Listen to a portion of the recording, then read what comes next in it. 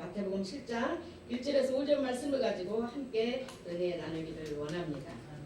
우리가 제목을 한번 따라 하시겠습니다. 영적 분별을 잘합시다. 영적 분별을 잘합시다. 네, 마지막 때는 영적 분별을 우리가 잘해야 돼요. 그래야 우리가 능력 있는 신앙생활을 할 수 있습니다. 네, 예수께서 활성하시던 때에 유대인의 그 종교적인 모범이 되는 사람들은 바리새인들이었습니다.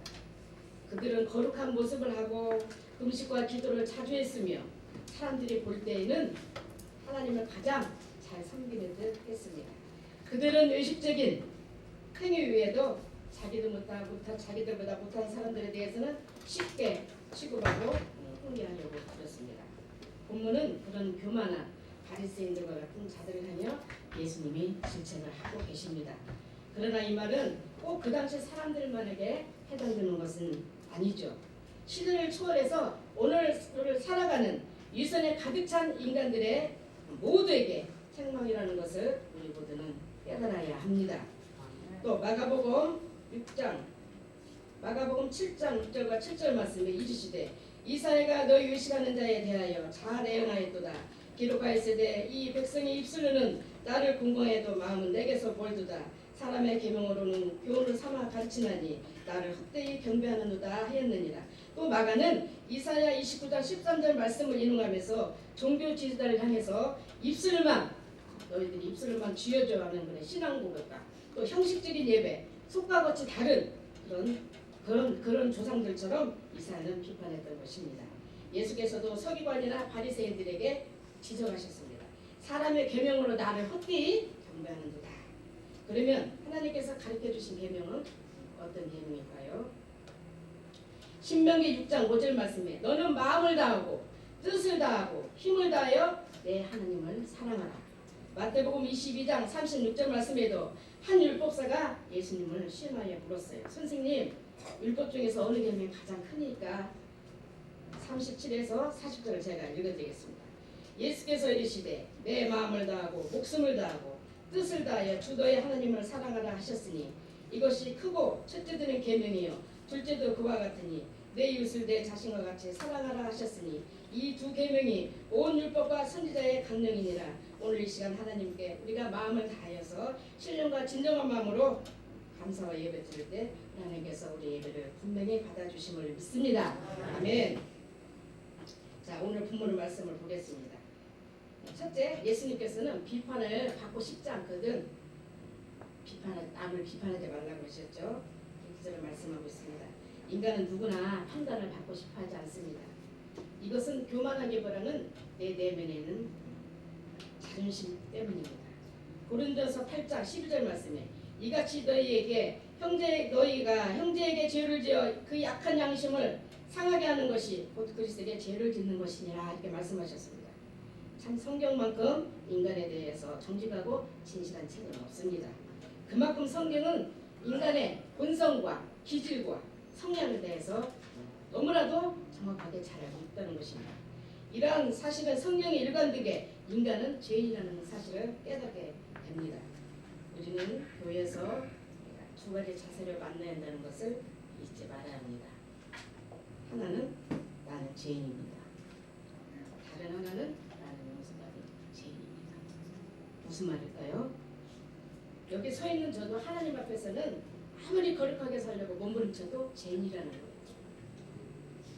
하나님 앞에서는 죄인이고 하나님 앞에서는 너도 죄인 나도 죄인이라는 거예요. 이것을 잊지 않을 때 우리는 서로 불쌍한 마음으로 보게 되고 우리가 쉽게 판단하지도 않게 될 것입니다. 자, 로마서 3장 23절 말씀은 또 이런 말씀이 있습니다. 모든 사람의 죄를 범하였음에 하나님의 영광에 이르지 못하더니 그렇게 말씀하셨어요. 우리 내면을 보면요, 의도 없습니다. 거룩함도 없습니다. 선함도 없고요, 깨끗함도 없어요. 우리에게는 의라는 것은 손톱만까지도 없기에 늘 내가 자신을 바라볼 때 하나님 앞에 면목이 없잖아요. 그렇죠? 하나님 앞에 면목이 있어요?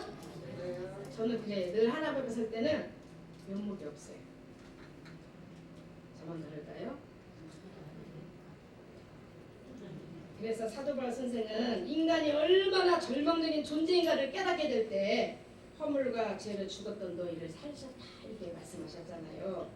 예배서 5장 4절 말씀에 누추함과 어리석은 말이나 희롱의 말이 마땅치 아니하니 오히려 감사하는 말을 하라 이렇게 명령하신 말씀하셨어요. 우리가 말할 때 가시돋친 말, 공격성 있는 말 우리가 하지 말라는 것입니다. 오늘 우리에게 들려주시는 생명의 말씀을 한번 기억해 보세요.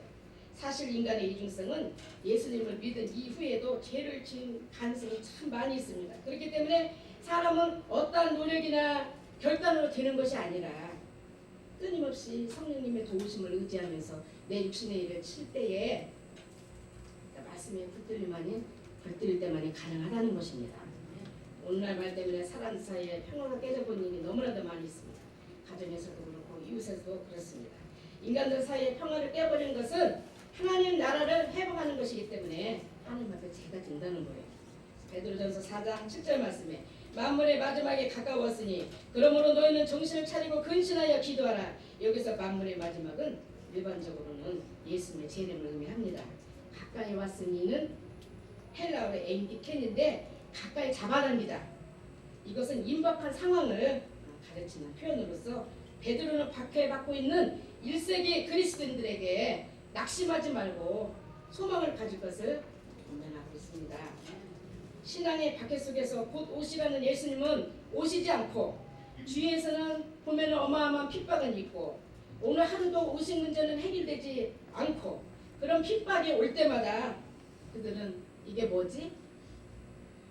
내가 지금 이렇게 사는 것이 맞는 건가? 이렇게 흔들리기를 시작했다는 것입니다. 우리도 그럴 때가 있잖아요. 신앙생활 내가 몇십 년이 되었는데도 아직도 응답받지 못한 문제가 있잖아요. 기대응답이 더디면 어떻게 해요? 우리도 흔들릴 때가 있습니다. 그래서 사도 바울은 만물의 마지막에 가까울수록 환경에 따라서 흔들리지 말고 마음의 중심을 꽉 잡고 마지막에 가까울수록이 오직 믿음의 주요 온전케 하신 예수님을 바라보라고 권면하고 있습니다. 8절에 또 우리를 향해 중요한 말씀이 권면하고 있습니다. 무엇보다도 뜨겁게 서로 사랑할지니 사랑은 허다한 죄를 덮느니라 이렇게 부탁을 했어요.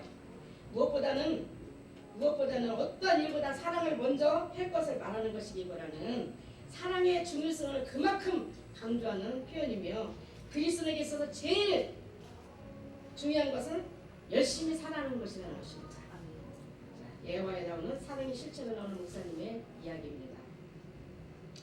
어느 목사님이 1년 내내 사랑에 대한 설교를 했습니다. 사랑에 대한 설교만 했습니다.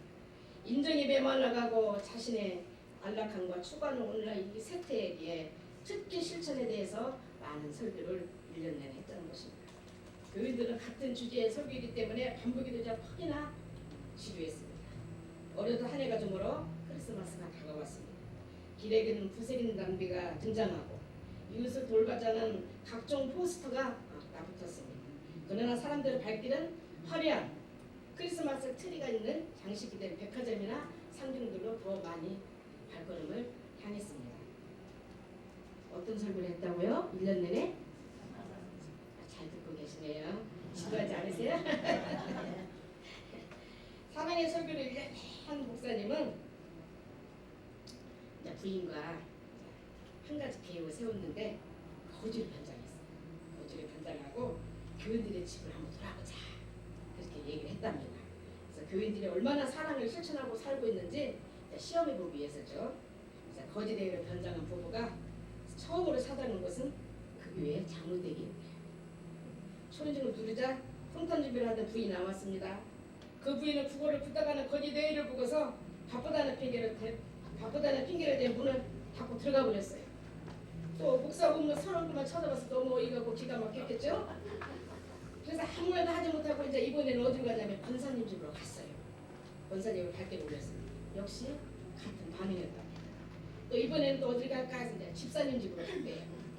거기서는 문도 열어주지 않았대요. 그래서 목사 부부는 실망이 한점만이 아니고 그래서 마지막으로 이제 지난 주일날 새신자를 등록한 새신자 집으로 갔어요. 그 집 부인은 화연 들어가더니 따뜻한 음식을 가지고 나왔습니다. 그 다음 주일에 목사는 설교 시간에 그 같은 사실을 교인들에게 다 이제 알려주고 그 교회를 떠났답니다. 이게 뭐예요? 아무리 우리가 좋은 설교나 아무리 좋은 말씀을 들어도 우리가 실천하지 않으면 아무런 열매도 맺을 수가 없고 그냥 흘려 떠내려 보낸다는 것입니다. 그냥 흘려 떠내려 간다는 것입니다. 저는 개인적으로 이거 생각할 때 시간 낭비라고 생각을 합니다. 일시적인 사랑이 아니라 의지와 결단을 가지고 우리가 행동할 때 피차간의 허물을 덮어주고 서로 세워주고 그런 자에게 하나님께서 함께 하시며 기뻐하십니다. 우리끼리만 있으면 안 되잖아요. 그죠? 예수님이 계셔야 돼요. 예수님이 함께 하셔야 돼요. 그러기 위해서 우리를 모두 서로 세워주고 아름다운 공동체를 만들어 나갈 때 하나님의 우리 사회사람을 함께 하시고 문제도 해결해 주시고 우리에게 기쁨도 주시고 문제 해결과 축복도 해주심을 믿습니다. 그래서 예수께서 우리가 두 번째 자기 잘못을 먼저 깨달아야 한다고 그랬습니다. 예수께서 공생활을 시작하시면서 제일 먼저 이루신 것이 회개였습니다. 마태복음 4장 10절 말씀이 이때부터 예수께서 비로소 전파해 이르시되 회개하라 천국이 가까이 왔느니라. 그래서 회개는 하나님 나라에 들어가는 첫 번째 관문이라 할 수 있습니다. 오늘상 회개는 즉 메타노이라는 먼저 자기의 자신을 잘못을 고백한 다음에 하나님께로 돌아선다는 것을 뜻합니다. 그렇기 때문에 진정으로 회개하는 사람은 남의 잘못을 판단할 이유가 여유가 없다는 것입니다. 하나님의 영광을 본 이사야 선지자의 모습을 우리가 한번 보겠습니다. 그때에 하나님의 영광을 목격했을 때죠. 화루다 나여 망하게 되었도다 나는 입술이 부정한 사람이여 라고 이사야 6장 5절은 고백했던 것입니다. 하나님의 영광을 영안의 눈으로 본 사람은 나의 존재가 얼마나 미천하고 하잘 것 없는 존재인지를 우리가 뼈저리게 느끼게 되는 것입니다. 우리 사회상 미국 성교 회원들이여 날아가는 기러기도 우리가 날아가는 기러기도 힘들할 때는 서로 받쳐주고 위에서 받쳐주고 아래에서 끌어줄 때 71%의 힘을 발한다고 합니다. 자, 날아가는 기러기도 그러니까 서로 힘을 합해주고 밀어줄 때 75%의 힘을 받는다고 하는데 우리가 따뜻한 말 한마디라도 우리가 오늘 하루에 삶을 살아가는데 얼마나 피곤하고 고단한지 힘들고 고단했지요. 주님 다시 오실 날이 멀지 않았잖아요. 이런 말로 우리가 서로 위로하고 마음을 높은 데 두지 말고 섬기는 자세로 나갈 때 주의 살아있는 능력의 말씀을 경험하는 우리 모두가 다 회전되시기를 예수님의 이름으로 간절히 소망합니다. 아멘.